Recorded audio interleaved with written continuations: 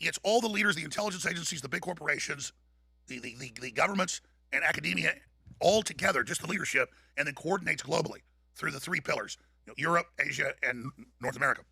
The point is, this is the precursor to everything we see today. And so now you know what the Epstein thing is really all about. Now, obviously, through the underage stuff and the pedophilia that he was brought in, clearly, when he went to that girls' school and the rest of it, that's just the gateway drug with these people from my studying of them and what Ted Gunderson and all of them told me. And they explained that, no, they really do, like to torture kids and drain off their blood and have the endorphins, not just the adrenaline. I'm saying, no, it's a cult, it's Satanism, it's black magic.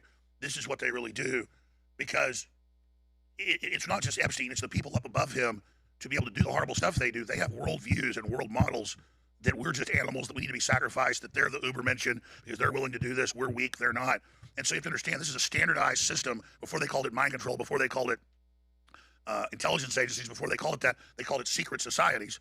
And really all secret societies have been, some have been good, some have been bad, some have been a mix. But the bad ones, the dark ones as they call it, the occult ones, the hidden ones, they have always used torture and drugs and sex and what you call mind control, trauma-based mind control. And just in the modern parlance, they took that and then institutionalized it. So you go to Skull and Bones, set up in the 1820s, or I think even earlier, by the main heirs to the Opium Trust of the British East India Company.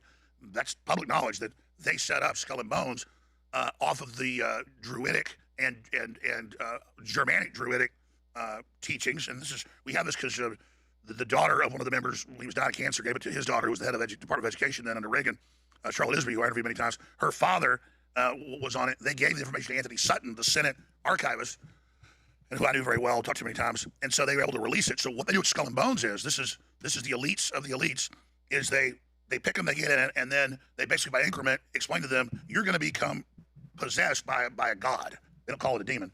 And then all the Skull and Bones leadership comes in the last few days, and they've been for days sleeping naked in coffins, trying to channel these entities. They're bathing in feces, in huge vats, urine. And this is even in the movie The Good Shepherd with Matt Damon, produced by Robert De Niro. And it's in there. And it's all, that's what they do. These are just like MS-13 wants you to not just kill somebody now, they want you to sacrifice some carpet pentagram at them. And they want you to do it to a kid. That's now what they've graduated their initiations to higher up leadership is. And so, again, it's the same thing where it's a rite of passage. You got to do horrible things to prove yourself. And that's what this all is. And so that's how I was able to tell everybody that it's far worse than 14-year-old girls.